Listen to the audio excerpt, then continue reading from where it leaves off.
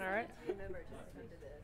Really? I saw it yesterday. I was like, I have to go to this. Wow. Yeah. Just as a side note, just like me. Right, I'm gonna good film afternoon, this. everyone.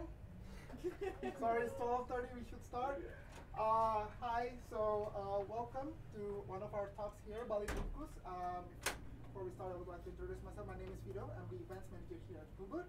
And there, the back is Canupy. He's the senior events manager. If you want to give a talk here at Ubud, or if you want to organize an event, if you want to rent our space, you can come to him. And if he disapproves your proposal, you can always come to me. Maybe I can talk to him.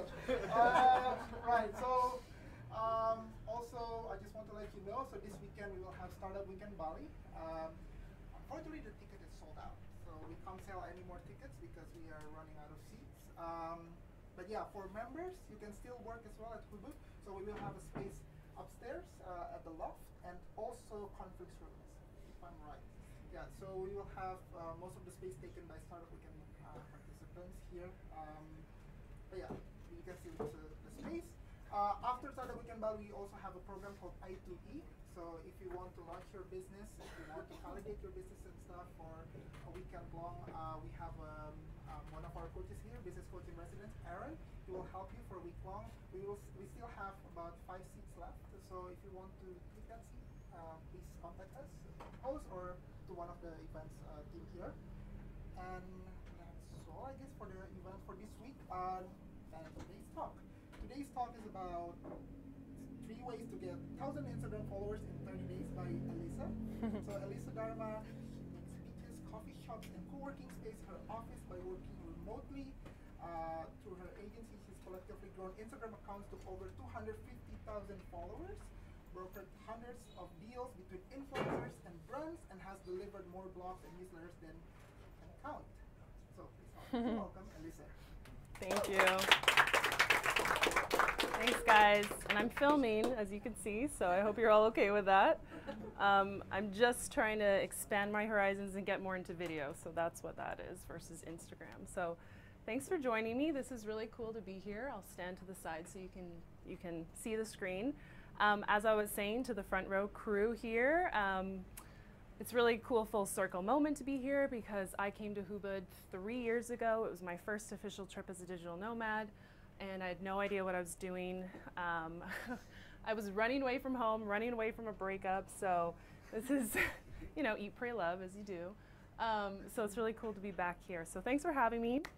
I know this is a bold promise, 3 ways to get 1,000 Instagram followers in 30 days, but it is possible. I've taught this class many times online as an online webinar, so another really cool thing to be here in person with you. So don't be afraid to ask questions or put up your hand if you have something's not clear or whatever. I want you to be interactive with me. So my name's Elise. I own an agency called Canupy. This Canupy wasn't even born when I was here 3 years ago, so that's been a new change. Yeah, I started growing Instagram accounts for clients in 2013.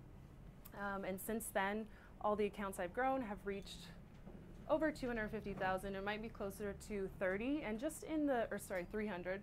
And just in the last year and a half, I've grown my personal account to 70,000, and that's basically helped me create a second business, like open up so many opportunities. So that's what I want to share with you today.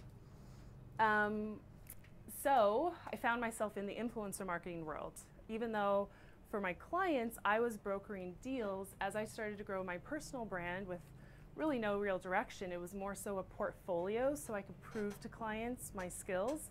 I ended up partnering with a few of these brands and kind of becoming an influencer in the digital nomad remote working space. So a really cool unexpected perk that's happened since falling into Instagram. And I have a seat here if you want. Would you like this chair? I didn't want to walk in. I'll probably just stand. All right. So you can. Or I can just take that. Okay. Well, there's an extra chair.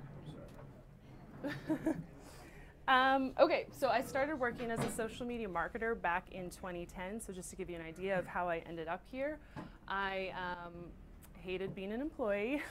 I got a job as a student, and then I kind of stayed in that job, which was social media marketing, which I was making it up as I went along because this was 2010 and no one really knew other than to like post something on Facebook, post something on Twitter. That was pretty much it. I was working in a tech incubator for startups at that time, so the other startups started to see me as a social media person. And so a friend reached out to me. He had just started a clothing company called Shelfies. I don't know if you've heard of them, but they do like all over photorealistic prints. At that time, it was really wacky and crazy, so he asked me to grow their Instagram. I didn't know how, but I said yes, and I just started making it up as I went along. This is how I started my agency. So then, within 9 months, I was able to quit my job. I had enough clients that I could do it full time, and then I dove into the digital nomad world. So since then, I've pretty much spent about 100 days abroad. So I use Toronto as my home base. I'm not a full-time digital nomad, but I just travel whenever there's a cool opportunity. So it was just over a year ago that I decided I wanted more clients. I had created this lifestyle business for myself where I was able to travel whenever I wanted, but my income was pretty much flatlined because I was one person. You can only take on so many clients. So spring of 2016, I was like, I need to scale my business. How am I going to do this? I didn't want to, no, the goal was to bring on more clients. So to show new people what I could do, I decided the best thing was to grow my personal account. That's something I could own instead of client accounts. And that was my plan. Grow my personal account and prove to people I could grow Instagram. But unexpectedly, I actually created a second business for myself, and my profits did grow. So this is totally honest and being transparent with you. As an employee, I was making about 45,000 Canadian, so it's like 30K US. Then I started my side business. I increased my income a little bit, and then when I jumped into it full time, I increased it a little bit more. I was happy, and I was at this spot for about 2 years. I was happy because I just created a lifestyle business for myself. So I had, matched my employee income with bonuses, and I had enough money to travel basically. And then since I grew my Instagram following, like I said, it created a totally separate business. And so now my income has definitely changed. So when I started growing my account last year, it was kind of lame. This was the very first post because this was 2012 and no one was following me. Movember was really big back then. I don't know if it still is. No one was following me, so I didn't care. I just posted random stuff like this. But this was literally on my account still last year. This is a screenshot of what my account was when I started to take it seriously. So as you can see, I had over 3,200 followers. That was as a result of my random experiments over the years. I would use my account as a way to experiment to help my client accounts grow. So a few things that I had done had resulted in a couple thousand followers, but this is where I was at when I started to get serious about it. So when I decided to look at my own personal brand, because I never really thought of myself as having a personal brand, I had to take a hard look at my account and look at what I was doing for myself. And these kind of posts were doing nothing for me, right? Like filters were really popular then. This image is like what? A piece like candy from Valentine's Day. I barely said anything in the caption. As you can see, there's no engagement. This post is from 216 weeks ago. So this is, the early days. But I had to really assess like, what had I put out there so far and how was I going to, make something of my personal account? So what I did was narrow in on a brand for myself. So you have to kind of think of yourself, if you're building a personal brand, as a brand. At the same time, I got obsessed with quality and design, especially with Instagram. It is a visual platform. What you're putting out there visually matters, as I'm sure you know. You've seen images that go viral because they're so unique or crazy or they're a really cool edit. So I had to get, more strategic. And so as you can see, a lot of the images have more of a blue tone. Statistically, blue images or images with this blue overtone tend to do better on Instagram. And as you can see, there are a lot of lifestyle images. So I'm really selling the life that I had created for myself as a digital nomad. And here's the result of where I'm at today. My testing paid off. I'm just over 70,000 followers right now, and Yeah, the growth started the summer of 2016 and it really spiked up until the beginning of this year. So really quickly went to like 50K and now it's sort of flatlining. So I know it's still possible for you to grow really quickly, even if you do sort of start to slow down as your growth goes. So yeah, and again, as my Instagram following grew, so did my income, and I can explain more about how that happened as well. So here's what we're going to cover in the next 30 minutes. So number one, how to create effective posts that work for you even after you've hit the share button. Number two, how to use hashtags to get more followers, even if that's like literally the only thing you do. And then number three, the algorithm. So the algorithm is a pain in the ass for everyone. It's come into effect in the last year and a half. And if you're on any social platform, you know the algorithm is the thing that people have so many gripes about, but you can effectively use it to your advantage. And this class has helped people. So Katie, she didn't even take the course that I offer on Instagram growth. She just took this free class and she gained like 2,000 followers in a month and a half. So it's possible from what I'm going to share with you that you can learn. So regarding some Instagram myths, this is what I hear a lot from people in my online community or people on Instagram. These are some myths that I hear a lot, and totally honest with you, I've believed them all myself. So that's why they're listed here. So you might still be believing them yourself, so you can ask yourself that question. But myth number one, you might feel like it's too late in the social media influencer game to really grow, so why even start? So that's a popular one. If you believe that, does anyone still kind of believe that? Yeah, that's fair enough. I mean, it feels like social media has been around forever and that we should have started on this back in 2012, but it's too late, and I'll show you why. Myth number two, you have to be a selfie-loving model to really grow fast and get followers. Does anyone believe that still? Really? Okay, interesting. In my online classes, that's like the most popular one. Maybe no one wants to put their hand up, but we've all seen the fitness accounts. We've all seen the duck face. You know, we know that it gets followers. But that's not the only way. Yes, it can be effective, but it's not the only way. Myth number three is that no one really makes that much money from Instagram, whether you're an influencer, a service-based business, or you're selling products. Does anyone feel that way about Instagram? It's not really going to make your full-time income? Okay, maybe. All right, let's talk about these myths. So myth number one, I have a lovely quote here, which you probably always get when there's a matter of timing.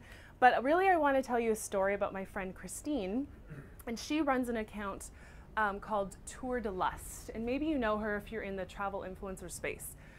She started her account around the same time that I took my account growth seriously, March of 2016. She had 0 followers. But by September, she was already working with brands as an influencer. And by December, so that's 9 months later, she was at 60,000 followers, which is what this screenshot is of. And by the spring, a year after she started growing her account, she hit 100,000 followers. And now, this is more of a up-to-date screenshot, she is closer to 170K right now. And since then, she's quit her job and she's working as a full-time travel brand ambassador currently, right now. So I've seen firsthand people starting from scratch. And like, I'm not gonna lie, she committed herself to this. She spent all day, every day on Instagram. She travels a lot. She paid for a lot of things out of pocket to get to this point where now her full-time income is through these brand agreements. So I know it feels like things change so fast with social media, but the key is to get started, stick to it, and be consistent. Because one day you're gonna look back and be like, wow, I've come a really far way. So myth number two, you have to be a selfie-loving model to get followers. The truth is, and I've seen this myself, and I've grown multiple types of Instagram accounts, but you can be successful without even showing your face on your feed. There are many types of Instagram accounts, so you could decide to grow an account that's simply it's called like a feature account or a repost account, where you're simply curating other people's content. I'm here on a trip with a guy who runs an account that's called Tropical Vibes. All he does is find like the best beach pictures of other people and repost them and curate them in a really pretty feed, and he has like 60,000 followers. Other types of accounts are meme or joke accounts. So again, this all has to like relate to your ultimate purpose of why you're creating an account. And then you want to design an account and a feed that speaks to that target follower that you're really trying to attract. So if it makes sense for you to entertain people, you could simply curate a meme account. And then the other one is inspirational accounts, so literally just quotes sometimes, you'll see those. Or you can create a mix of all these. So you can create your own quotes, create your own memes, or curate other people's, or curate other people's content as well. So here's an example of what I mean. Girls with Gluten, they chose a super specific niche. It's literally a feed, if you look at it, it's literally a feed of women eating carbohydrates. And like super specific, I don't know how they're gonna monetize it. There is an agency behind it, so they probably have some bigger plan going on. But literally super specific, but all these photos are just pictures that they've reposted from other accounts, and they even ask people, tag your picture, hashtag Girls with Gluten to be featured. So I'm sure they have more followers at this point. This is my agency's feed, Canupy, and I get comments on this a lot that people really like the feed. 95% of these images, I don't have a drone, I've not taken any of these pictures. They're just curated stock photos that fit the theme, and obviously there's a tropical theme. These ones you see here are quote cards that I created in Canva. So I made those, but every now and then one of my travel pictures will make it in there, but it's pretty much a curated theme from stock photography. And there's like 15,000 followers there right now. And then Beige Cardigan is an example of a meme account. So you don't see Jessica's face on this feed ever. She's curating or creating memes that she is sharing. And I'm sure you've seen a lot more of these meme accounts as well. So this was a client account of mine back in the day when I was doing services, yeah, as a digital nomad. So they sell bridesmaids dresses that you can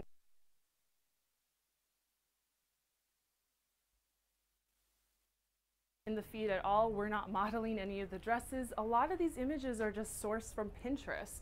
And what we wanted to do was find lifestyle images that really speak to that person we're targeting, right? So you don't see our faces there at all. Okay, so myth number 3, to make money on Instagram, or myth number 3 is this idea that no one really makes money off of Instagram. The truth is there are many ways you can generate income from Instagram. So you can go the influencer route, and that's typically where you're gonna partner with brands and pitch yourself and get experiences and get paid for them. So that's what Christine does full time now. And you can also start making money as a micro-influencer. So you're typically considered a micro-influencer once you hit at least the 10K mark of followers. Usually 20K is the sweet spot. And actually, if you have an account at that stage, you're in the sweet spot, because when you're at the 10 to 20K mark, your engagement is probably the best it's going to be, because the downside of growing on Instagram is as you get more followers, because of the way the algorithm works, typically your engagement goes down. So that's something you can really stress to brands. If you know what your engagement rate is, whether you have 10,000 or 20,000 followers, that's what they care about. They want to see how many people are seeing your post, aka the reach, how many people are interacting, liking, commenting. That is very valuable to brands. So you can make money even with a pretty small account. Obviously, if you're selling products, you can create a feed to sell your products. I'm sure there's probably, is there anyone here who's running an online shop? Ish? Okay. Yeah? What's your product? Furniture. Okay. From Bali? Amazing. Yeah. So you could definitely create a feed that really speaks to the lifestyle of that person you're targeting. Probably, I'm guessing, do you ship it around the world? Yeah. So anyone who doesn't want to go to Bali to pick up the furniture, but they have the money to afford it, that would make a lot of sense. You want to create a lifestyle-based feed that speaks to that person that you're really selling to. And then the services-based business. So that's for anyone who's doing like done-for-you services or coaching. I have a client, or I have a student who took my full-blown course on Instagram growth, and with like 2,000 or 3,000 followers, she booked 3 clients and she earned $11,000 from it. I think, yeah, that's her right there. So she had 3,000 followers once she learned the course, and then she booked 4 clients, and then that brought in $11,000. So her goal as a service provider, she doesn't need 10, 20, 30,000 followers because she's not really trying to work with brands. She just needs a really small, engaged, targeted following. She doesn't need everyone in the world to follow her. She just needs that target person who wants to hire her for her services. And so that's her strategy on Instagram. Okay, so let's cover some of the strategies.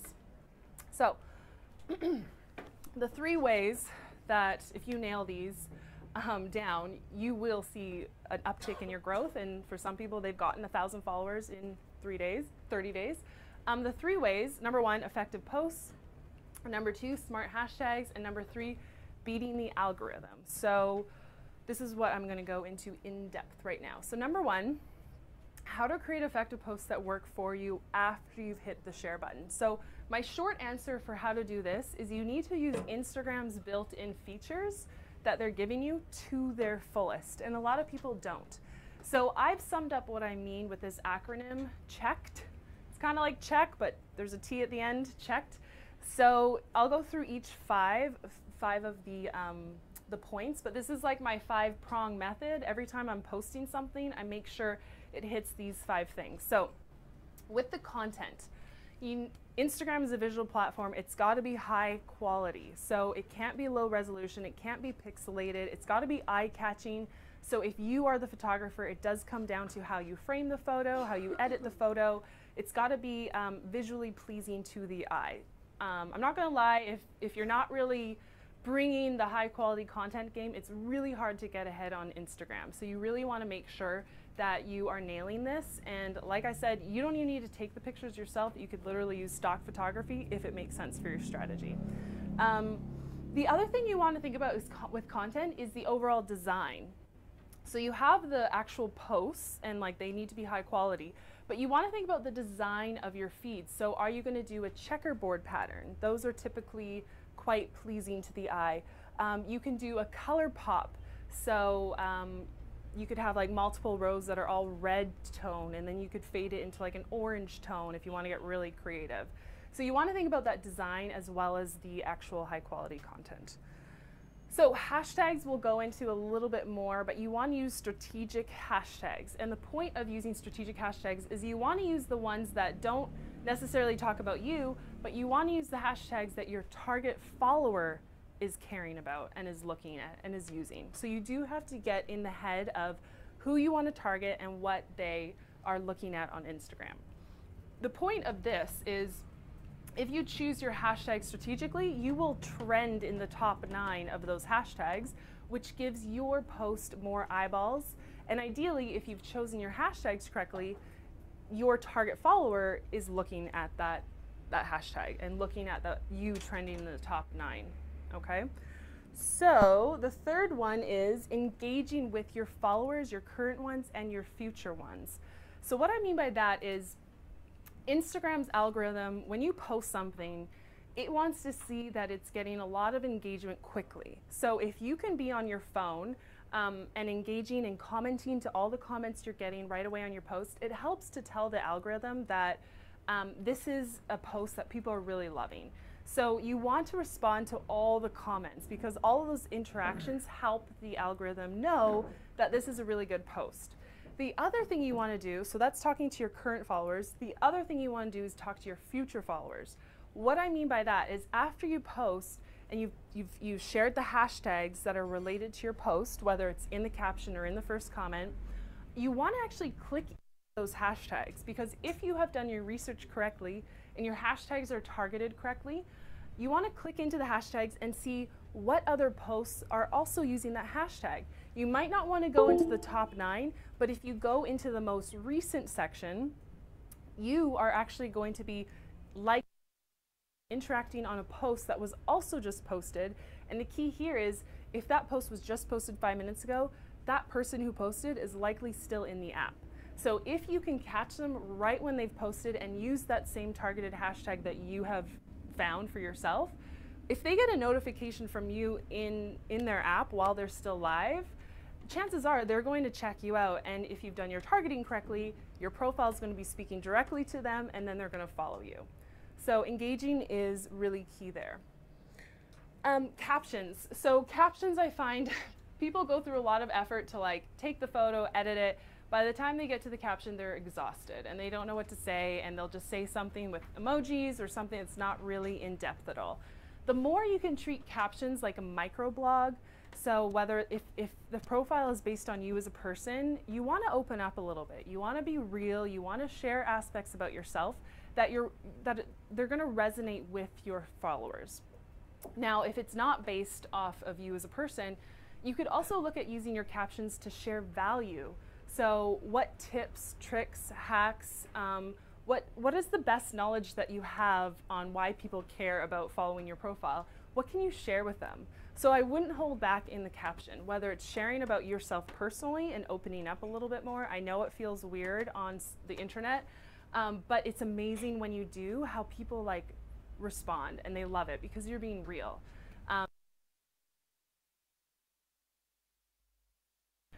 Share helpful information in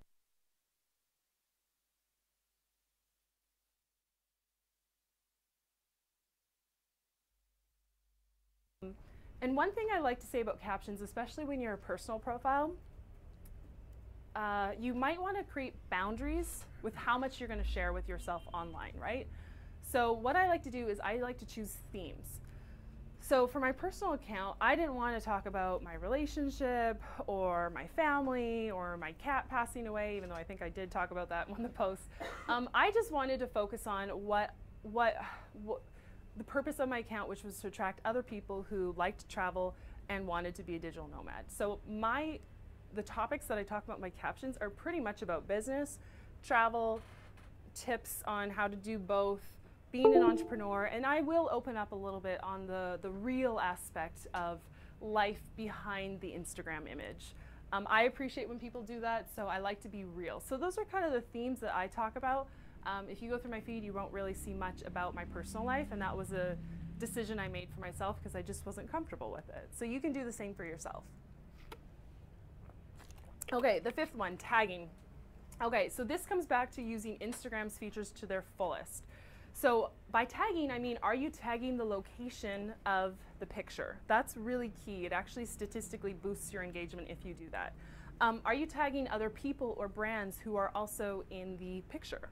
Are you tagging accounts that are looking to repost content that you're sharing? Remember when I talked about repost or feature accounts?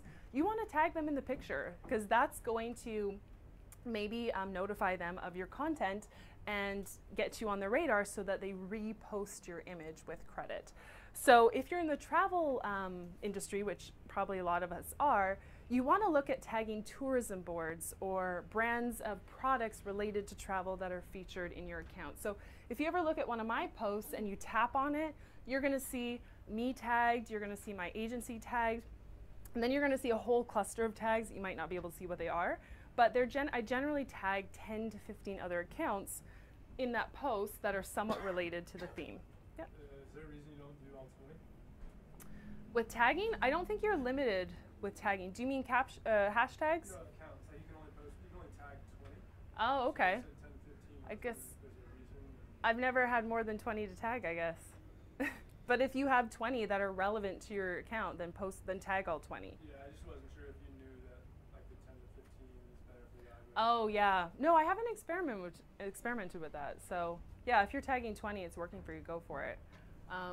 But yeah, I've just never reached a point where I had more than 20. Okay, so that's checked. So to take you through what I see a lot on Instagram, sometimes you'll post a picture of the night before because you had a nice new outfit or you went to a fancy dinner and you don't really say much in the caption, you don't tag the location, you don't add hashtags, and then you see that the engagement on it is really low. No likes or little likes, few comments, and what a lot of people do is they just delete it or hide it. The reason is they're not getting that engagement because they're not following these 5 steps and also using all of Instagram's features to their fullest. And when the location tag, there was an article from Inc.com that came out last December. It said when you add the location, the engagement actually increases by 79%. So I always add the location of the image, whether I'm in Toronto or wherever I am in the world, I'll always add a location tag. You also want to be strategic about how wide of a location tag you're choosing, right? So like while I'm here, I might not tag my post Bali because the competition to trend in the Bali location is high. And the way you know that is you go in and you see what are the top 9 posts trending for that location.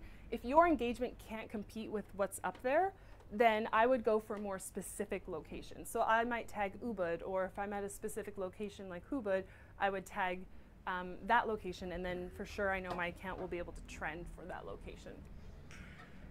So after using Checked and pretty much posting religiously every day for like 6 months straight, this is what happened. So September 2016 to April 2017, I just saw this steady increase of followers to my account. This is about 150 to 200 followers, new followers a day. Okay. So were there any other questions about Checked or posting? Okay. So using hashtags. Yeah. So hashtags are, they are the SEO of Instagram. They're the one tool that we have right now to tag and categorize your posts. So even if you don't use Checked and you just use hashtags, you'll see benefits from using them. The thing is, most people use hashtags wrong. They will use hashtags like hashtag friends or hashtag love, and they have so many posts associated with them. So the reason why this isn't effective is because A, you want to trend in the top 9 of the hashtags that you're using. With this much competition, you're just going to drown in the most recent posts. So you're not going to be seen. And B, a lot of spam and bot accounts will target these really big hashtags. So you'll just start to see, you'll get like fake followers or fake comments coming in. It might be because your hashtags are not super targeted. And those fake accounts, they don't help your engagement at all. So you really don't want them. Some people say, well, it looks like I have more followers, but I'm like, yeah, it doesn't really matter if they're ghost followers and they're not going to engage with you. They're actually going to kill your engagement. So the common mistakes I see with hashtags, number one, not using them at all. So again, it is a tagging system. They are the SEO of Instagram. Right now, hashtags are the way and the best tool that we have to tag our images and trend and get seen by new people. There is talk and rumors that like Facebook's AI is shifting more towards like the technology will just scan the image and categorize it itself. And I think they even do that right now, because when my internet doesn't load properly, the image doesn't load, I can actually see the keywords that Facebook has determined for that image. So there is talk that Instagram is going to go that way too, and that one day hashtags will be obsolete, and basically the platform will just scan the image for you and it will say girl, beach, dog, happy. So right now we're not at that point. We still have hashtags. They are still the best way to tag your content and get seen by new followers. So I would use them, use them, use them. The other thing is people use the wrong ones. As I covered, they'll use ones that are way too big for their account. Their account will not trend. They won't be seen in those hashtags. The other thing is not using enough of them. You can use 30, up to 30, and I like to use them in my first comment because then it hides it and it makes my caption not look so messy. There is a bit of a hack. I know you could probably still do this now, but what you could do is you basically post your image. I keep my hashtags on my phone in a notes page, so I just copy my hashtags, paste them into the first comment, and then if you have a second set of hashtags, I think this hack still works. You can actually copy that second set of hashtags and paste it into your caption. So even after you've posted, so technically you can get away with 60 hashtags. But I don't usually try to push that. I just stick with the 30. And some people will say like, oh, it looks spammy if you use so many. To me, it's like, I find people are very divided. They either hate hashtags or they love them. I love them. They're all an opportunity for you to be seen by a new follower. So use the opportunity while you have it, I say. It doesn't look spammy, especially if you can hide them in that first comment. The fourth thing is people don't interact with them at all. So using your hashtags in your posts, you want to interact, like I mentioned before, you want to click into those hashtags that you're targeting and look at the top 9 posts. You can interact with those top 9, but more effective and more powerful is to interact with the most recent posts that are also using that hashtag because they're still in the app.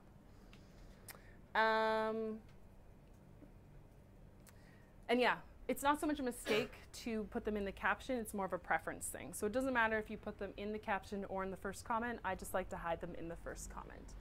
So guaranteed, if you use hashtags, you're going to see more followers, more engagement, more interactivity, because you're exposing yourself to new people and new ways to be found. So I get this question a lot, how do you know which hashtags to target? So here's a rule of thumb. Now it does vary for your industry. So I'll go through this rule of thumb and then I'll explain how you can check if it works for you or not. If your account's brand new, you do want to aim for smaller hashtags that have between 1,000 and 10,000 posts per hashtag. If you have over 5,000 followers, you can bump up your searches for hashtags to the 10,000 or 100,000 post mark. And then if you're at over 10,000 followers, you can look for hashtags that are larger with up to 500,000 posts. And then for me, my account's over 50,000 followers, so I will use hashtags that have up to 1 million, but I still like to target smaller hashtags too because I know I'll be able to trend in those. So I like to mix it up. This is a rule of thumb. Like I said, it varies per industry. So some industries like travel are massive on Instagram. So the competition is higher. So in that case, you might actually want more smaller niche hashtags. I have a student who her focus is big data. Big data is not a big theme on Instagram, yet she's an influencer on Instagram in the big data space. She has 30,000 followers, she gets brand deals. Because big data is not a big hashtag theme, she can target really big hashtags and she'll still trend. So the way that you know is once you find your hashtags, click into the ones you're targeting on your phone and look at the top 9 posts. Look at their engagement. If they're getting 1,000 likes and 100 comments on average, and so are you, then your engagement is on par with those top 9 posts. If the top 9 posts of those hashtags have way higher engagement than you do, it's going to be tougher for you to match. So you might want to look at smaller, more specific hashtags. So that's how you can look specifically for your account. Right. I've heard theories also that if you just add like either half or a quarter of hashtags that will just generate likes, so they're a little bit more generic. They might be like, say you're in the 5,000 followers category, but you add a couple of hashtags that are sort of in the millions. Yeah. And that gets you the likes, so your engagement then boosts. Yeah. And it gives you more of a chance to get in the top 9 on the rest of your hashtags. Do you agree with that theory? Yeah, I mean, I do tell newer accounts to mix them up, like because sometimes when you're looking for really small hashtags, you're actually finding dead hashtags that aren't really being used anymore. So you want to be careful that they are still active. You can mix in those bigger hashtags that relate to your overall theme. Just be careful that you're not going too wide. And then getting targeted by spam accounts. When you do get those increased likes, it's likely a bot account or some program that's auto-liking other posts that are using that hashtag. So it does increase your engagement, but you don't want to build your following based off of that because it will catch up with you one day. You talked about engaging with the hashtags you're using. Yeah. Which I hadn't actually heard that before, but one of the things I was curious about is whenever I post, I'll go and engage with a lot of my feed, like people that I'm following, so I'll go comment on their stuff. Oh, okay. I'll respond to comments on my previous post or on the post that's coming in, but sometimes like when that's happening, Instagram will say, hey, like they'll basically block a comment. Right, because you're going too fast. Yeah, so like, I guess is there sort of like a limit on that, or I mean, it only really happened like 3 or 4 months ago. Do you remember how many comments you had made until when you got that notification? Was it a lot? It happened a couple of different times. It was not like an absurd amount. Yeah. So I guess it's just because like engagement's coming in and then you're engaging with it too. Yeah. Yeah, so typically Instagram tracks your activities on a per hour basis. So if you've just posted, you're liking, you're commenting, and you're getting they shouldn't ding you for people who are commenting on your stuff. It's more so your activities. But if you're doing a flurry of activity and they suspect that you might be running a bot or something, then they'll send you that warning. So when you are doing anything like that, typically you want to warm up your account to the amount of activities you can do per hour. The absolute max that you want to do is 100. So if you're going to follow 100 accounts or leave 100 comments, that's the max that you want to do per hour. But if your account's activity doesn't have a history of that, you might actually want to gradually build to that level of activity. So next time you're doing it, just kind of try to keep track of how often you are making an activity, and then keep it within that range, because you don't want to be blocked. Yeah. How do you know that this hashtag has 1,000 or 10,000 posts? How do I know these numbers? Like I said, it's a rule of thumb. It changes for your industry. So this is just an on average from what I've seen. When you're starting a new account, you really want to stick around hashtags that are at the 10,000 mark. You might want to boost it up to 12 or 15K. It's a general rule of thumb. You don't have to follow it to the line, but these are just averages that I've seen. Yep. So are you consistently using the same hashtags? That's a good question. So what I do for my client accounts is I find 2 sets of 30 hashtags. The reason why I do this is because there's also a really good program that you can sign up for. Let me just find the URL. It's and if you go into, oh, I don't have internet. Anyway, if you sign into your Instagram account with smaudience.com, it will actually track which hashtags of yours you're trending in. So it will do the work for you. You'll see a chart of which ones you're trending in. The reason why I have 2 sets of 30 hashtags is because I post you trend in, or I did when I was growing. Now it's every 3 days or so. When you trend in a hashtag and you're in the top 9, you've reached your goal, right? You're trending in that top 9, and typically you stay trending there for a day or 2. So if a day later you are posting a new post and you're using the same hashtags, you're competing with yourself, because you want to if you're still trending in the top 9, you want to let that ride. So I'm going to switch and do different hashtags so that I have an opportunity to trend in those ones while I'm trending in the ones from the day before. Does that make sense? Yeah, absolutely. Okay, cool. But I mean, let's say you're starting out completely new. I mean, what you're basically doing is you're gaming these hashtags and you're trying to like find yours and then grind through them, and then it's basically like a game, right? Yeah. Yeah. It's a tagging system and a game against the algorithm, because what you're ultimately trying to do is trend, right? So, yeah. And I do find for new accounts, you do want to post more often than not. So at least every day, but if you're really brand new, you'd be fine to post twice a day as well. Do keep in mind though, you don't want to post too often. You want to give your post enough time to breathe, to build up its views and likes and comments. So don't post too often. Here's an example. If you're stuck on what hashtags to search, here's an example based on this image of how I would brainstorm ideas for hashtags. I would look at the location, I would talk about the photo subject. If there's a caption topic, like if I'm on vacation, I would think of those hashtags. I would talk about the photo color, if there are some specific hashtags about that. The lifestyle, if I'm currently using this post to promote my blog, I'll do lifestyle based hashtags. You could look at branded hashtags, so say this image is from the Dole plantation, you could do that. Emotions, happy in Hawaii. So of course the trick is I like to open up Instagram.com on my desktop, start typing in that keyword or start typing in that hashtag, and then the number of posts will populate for me. Like happy in Hawaii, maybe no one else is using it. So if no one else is using it, I'm not going to use it. But just to give you some ideas. I have some more ideas too.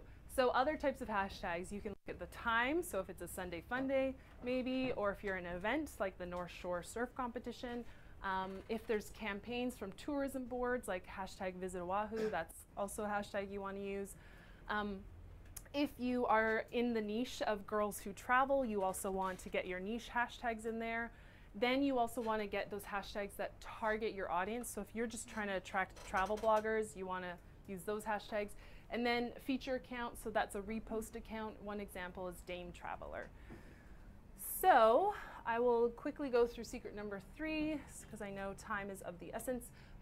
So number 3 is beating the algorithm. So the number 1 point to beating the algorithm, or the 3 steps, is having that targeted profile. So a lot of people miss having specific keywords for their profile, either in their username or their name field. So you might not know, but the username and the name field are basically the only fields that populate in search queries. So I like to have my username as the brand name. So whether it's your personal name or the name of your blog or your business. And then in the name field of your profile, put in your target keywords that are most relevant to your target follower. So you're not going to repeat your brand name because you already have that in your username, but put in your keywords. So for me, it might be like travel, digital nomad, or digital nomad travels, something like that. Those are the keywords that I want to trend in. So you want to make sure your profile is targeted specifically. The other thing is you want to be consistent. Consistency, whether you're posting daily and you're consistently using hashtags and you're consistently tagging, it tells the algorithm that you are a strong, healthy account. So you're helping to train the algorithm by being consistent with all of these things. And this comes back to checked. You want to be consistent with checked.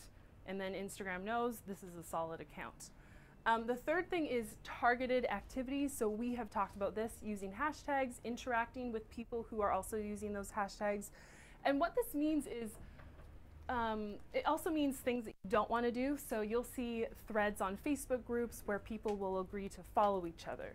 That's great because it increases your followers, but if they're not your target followers, it doesn't really matter in the long run. So you want to kind of avoid those activities where you're doing things for the sake of getting more followers, but if they're not your target follower, it's not going to help you in the long run. So by using all of those aspects of beating the algorithm, you will find yourself trending in these different parts of the app. So the search page is this example right here. So here's one of my posts trending for the hashtag remote work. You can also be tagged in other people's people pages. You can also be trending for locations. Specifically, this one's for San Juan del Sur. This is my favorite, especially when you team up with other Instagrammers who are in your niche. The more you interact with each other's profiles, the more Instagram is going to suggest that that their followers follow you, if that makes sense. So when someone follows my friend Tour de l'Est, my profile is one of the profiles that pops up because we've engaged with each other so much. Instagram sees our profiles as related, so then I'm therefore recommended. And then of course you're going to be seen on the Explore page. So that's this button here. It looks like the magnifying glass. And then of course on the news feed of the people who are following you. So to wrap things up, I want to share a few tips specifically for people who are using Instagram for business. Okay. So being real, open, and vulnerable is very powerful, especially in the social media world that we live today. So yes, you still want to present your Instagram feed as your best foot forward. You know, you want to make sure your images are high quality and that sort of thing. Think of it as a magazine. The glossy images will attract the eye, and then the caption is the article. It draws someone in. It tells a story. So don't be afraid to open up and be real in that caption. I've done this before with my account, and it's not a natural thing for me to do at all. With one post, I shared like 5 random facts about myself. And I can't remember, I think in my caption I might have asked other people to do the same.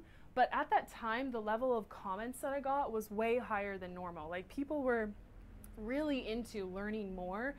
Granted, this is me building a personal brand profile. It might not be relevant to you if you're not building it off of you as a person. But people were really into the facts I shared, and then they were writing paragraphs in the comments about their lives. And I was obviously strategic about the facts that I shared. They're all kind of related to my overarching themes of travel and business and being a digital nomad. So I wasn't sharing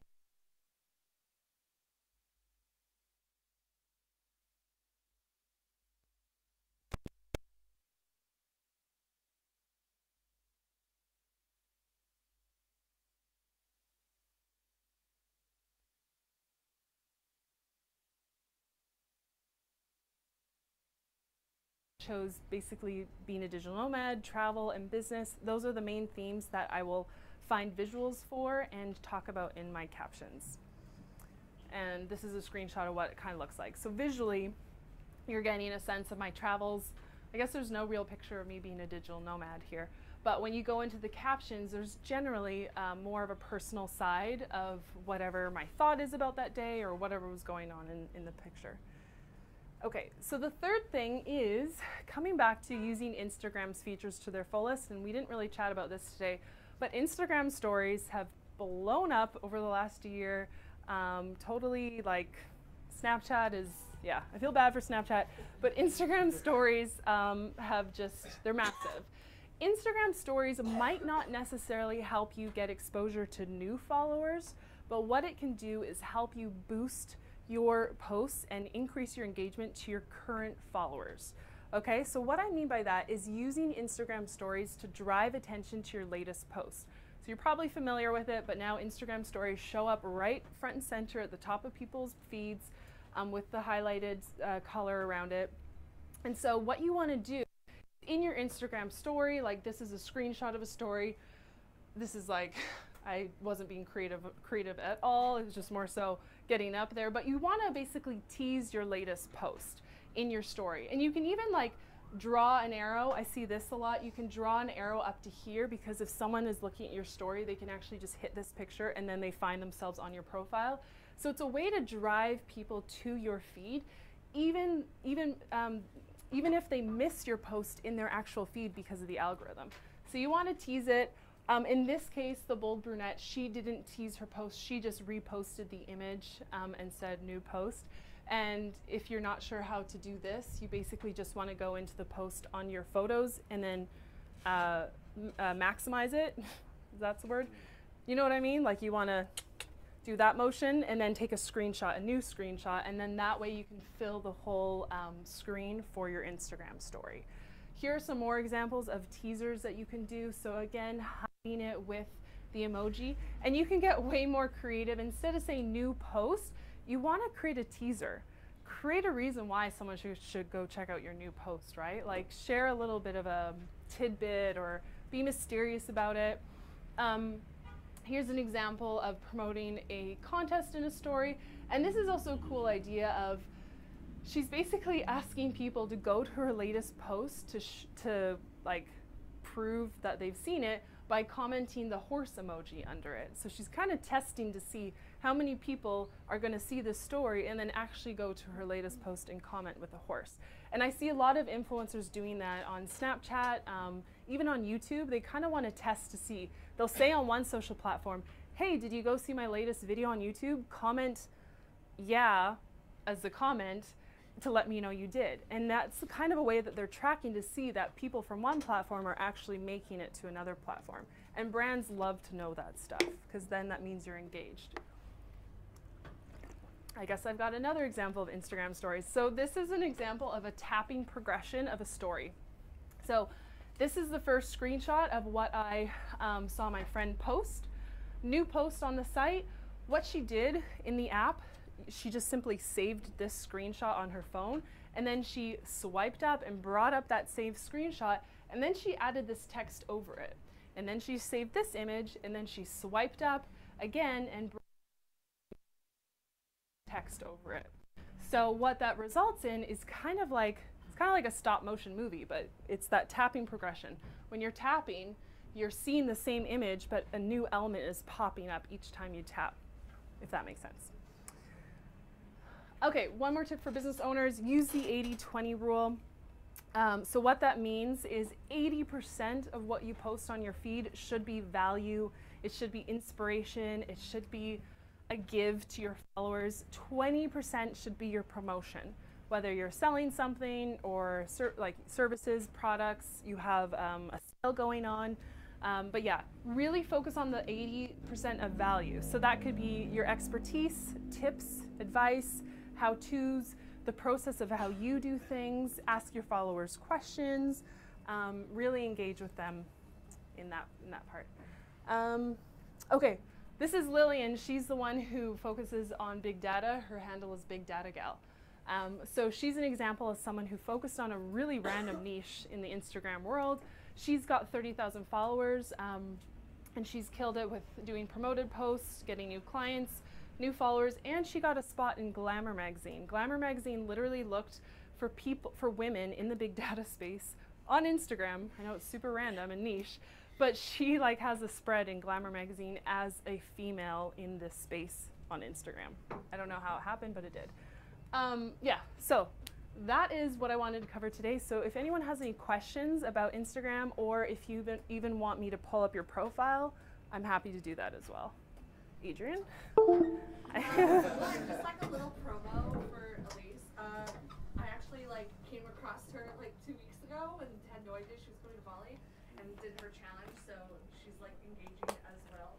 Oh yeah, we did a 5-day challenge. Yeah, and it was really awesome. So all her stuff, she had 1,000 people in the group, and a lot of people had a lot of really good stuff just by applying a couple of these things. So I think it's really great. That's just my little promo for her because I think she's awesome. But okay, what's the ideal engagement, the like to follow ratio? The like to follower. Okay, so the amount of followers you have and how many people are engaging. That you know that you're trending on a solid engagement level. Right, right. Okay, so if your account is newer and on the smaller side, 1,000 or a couple thousand, typically your engagement rate is going to be super high. It's going to be closer to 10%. So that means if you have 1,000 followers, at least 100 people are going to be liking, right? That's the math, yeah. It might even be higher. I have some friends who are on this trip with me right now. They have 20,000 followers. They get 1,200 to 1,500 likes per post. So the way you figure out your engagement is you actually just want to look at your last 10 posts and look at the number of likes. You can even add in the comments, you just want to be consistent. Maybe just take the number of likes, add up the number of likes, divide it by 10, so you get the average, and then do you divide it by the number of followers you have? Yes. Okay, I was going to pull up on my phone and do it on my phone. Yes, you divide it by the number of followers you have, and that gives you your rate of engagement. Is there any Instagram apps or something that would help you do all these strategies? Yeah, there's a lot of tools. A lot of them are paid now, so they used to be free. Iconosquare is good. You can get a 7-day trial. It will pull in your account's information. It'll give you a lot of stats on best time to post, stuff like your engagement rate. I really like this program called, I don't have internet right now, but it's called People Map. You can try them out, get a trial. They are really designed for those who want to become an influencer, and so their information that they export out for you is really pretty and really visual, so you can just send it right to brands. So they're really good too. Yeah. How do you deal with haters and trolls? Surprisingly, in your head, you think it's going to be a lot more often and a lot worse. I just delete the comments. There was a comment I got on a post a year ago where, granted, it was a very posed picture. I was in Hawaii. I had my laptop. I was leaning against a tree, and I was talking about one thing, but someone just commented and said, "Well, I think you look really stupid." And I was at first I was huh? And then I was wow, this person doesn't matter. I just deleted, and then I blocked them. So if someone gets really weird and angsty and jealous or whatever, I just delete and block. I don't really engage. Is there a reason to maybe leave those comments just for, as you're talking about, kind of, for vulnerability, sort of truth and stuff like that? Yeah. If all the that's sort of the problem with Facebook. It's people have, it's the beautiful Facebook. Mm-hmm. Is there an argument to sometimes leave those, even though they're dumbasses? But yeah, if it's a comment where there's absolutely zero value to it and they're just being mean, I don't really leave those. The time that I would leave them, and I see this a lot on Facebook ads, is when someone leaves a hater type of comment, and then the rest of the community who's already behind you, they jump in and they start commenting to tell that person why they're wrong or whatever the case is. Then I would leave it, because then you're getting a lot of engagement on that post and people are also, vouching for you basically. I'm sure if I did leave it, that might happen, but I don't know. In the moment, my instinct is oh, this is useless, so I just delete it. Sometimes when I post hashtags, it doesn't post, and is that because there's something in the hashtag that it doesn't like? What? Stick? Yeah, I think it's something to do with there's certain ones that I'm using or more. Yeah, so some hashtags are blocked by Instagram. And how do we know what they are? I don't have internet. I really want to pull up. Am I supposed to be connected to Hubid members 5G? Mine did it a lot when I didn't realize it was 30. It's the max. gosh, is there a way to get it? Maybe I needed to sign in. what I was going to show you is an example of a hashtag that is blocked. So whether it's on your desktop or on your phone, check out the hashtag goddess, which sounds innocent enough. Some people use it. It sounds innocent enough, but when you go to that hashtag, you'll see a couple rows of posts. But if you go down a few rows, there'll actually be a message from Instagram saying this hashtag has been reported by members of the community and is no longer active, something like that. Just if people start to get using it, they'll hijack hashtags for porn, basically. Then Instagram will block it. Oh, I never signed in. Yeah. I don't know. Do I have a sign-in page? It's not necessary, but. Is it always something that's been reappropriated in some dodgy way? Is that why they block them, or is it just because they're ones that people overuse or something? Or? I don't know if they block them for overuse. It's usually just for inappropriate use. Instagram, of all the social platforms, has like very zero tolerance for nudity or anything that's on the darker side of things. So if it's been reported enough times, they will block it. So. And the other thing someone pointed out was you could have too many hashtags. You also just want to double check that.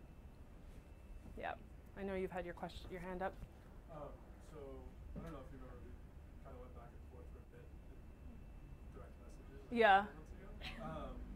But you seem familiar. I thought you were maybe from the last trip 3 years ago, but that would have been a stretch. And then like again last week. But anyways, I'm a micro influencer. Okay. So I've got kind of 2 questions, and maybe we should get outside of this, but Okay. Do you want me to pull up your profile? sure. Okay.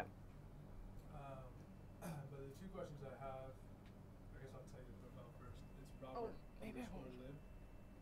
Okay. Um, Robert_lib. yeah, L-I-B. L-I-B. Did I unplug it?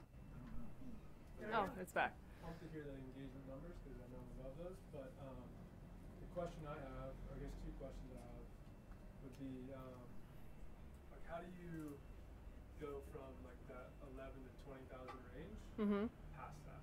I guess is kind of like the big question I have. Okay. And then 2, like. Has your growth stalled? Have you plateaued, do you feel like? No, I mean like it's still growing. Okay. I'm just kind of curious. You're consistently growing? Okay. It did plateau about a month, or probably about 2 months ago. Okay. And then that didn't really last long, and now it's growing again. But So you're eager to get to 20K? For any particular reason? to get past 20. But I guess my question, is just kind of in that growth, like different tactics that you kind of use, because obviously I use like a lot to kind of get there. I mean, your engagement's awesome. I do recognize your profile now, actually. I remember seeing these pictures. Your engagement's awesome. So are you pitching to brands to get those deals? Yeah, I mean I have some brand deals, and like there's obviously the platforms as well. Yeah. But I would like to be able to kind of figure out a better way to pitch to brands that doesn't involve those platforms, or even better, like how to have more brands just approach me. Okay. First thing I would do is your brand name is this. Put some keywords here into your name profile that relate to that target person. Because right now when I look at your page, it's definitely a personal brand, but I don't really know who you're trying to draw to it. It sounds to me like you're trying to attract other people who want to volunteer maybe, but it's not super clear. So you're using a lot of your bio space for your contact info, your Snapchat, your location. That's fine, but what I really suggest for the bio is make it not about you so much, but make it about your target follower. Who are you trying to target? Do you want just a general traveler, or do you want a traveler who's interested in traveling abroad to volunteer? Or whatever that term is, there's a term for travel. Exactly. So you want to really use your targeted keywords here, and then use your bio to speak directly to who your profile is for. Because right now it seems like you're a general like travel inspiration account. You have some amazing pictures. Obviously your photography is awesome. But who are you trying to attract? Get really specific about that. And that's what you're going to sell to brands when you pitch to them. You're going to tell them, I have 12,000 followers who are really obsessed with whatever your target is. And then what was the other thing that I was going to say? Oh yeah, when you're pitching, really emphasize your engagement, because for you it's less about the total number of followers, it's the fact that you're getting yeah, like your average, like this 1800's crazy, 13. Do you know what your average number of likes is per post? Well, That's got 2,000. Like that's yeah, crazy. about 2 or 3 months ago, it started acting up, so it dropped a bit. It was kind of correcting, so it's at 12.7 right now. Yeah. So really, really target when you're pitching the niche that you're dominating with your feed and the level of engagement. So you don't really want to focus on, I have 11,000 followers. You want to focus on that percentage of engagement, which is probably whatever the math is. And then also make sure you have a compelling call to action as to why someone should click the link in your bio. Right now, there's no reason for me to click the link, and that is the point of Instagram, right? It's one thing to have followers, but you do want to drive them to that link, whether it's to buy your thing, sign up for your mailing list, get your freebie, whatever, right? Because if Instagram shut down tomorrow, you do want to have your followers somewhere, ideally on a mailing list if you have one. So he's following 2,000 people. Is it good or bad comparing to the 11,000 followers? I'd say it's a pretty good ratio. You probably don't want to go much higher than that. You can follow up to 7,500. Instagram will cap you there. But yeah, you definitely want to have more followers than the amount you're following. I would say it doesn't look too high. Higher than I like, but Yeah, you can unfollow people. So when you're asking about when you were asking about growing, obviously stay consistent. I don't know if you're posting every day, but stay consistent with your posting, your tagging, everything. And once you're really clear on who you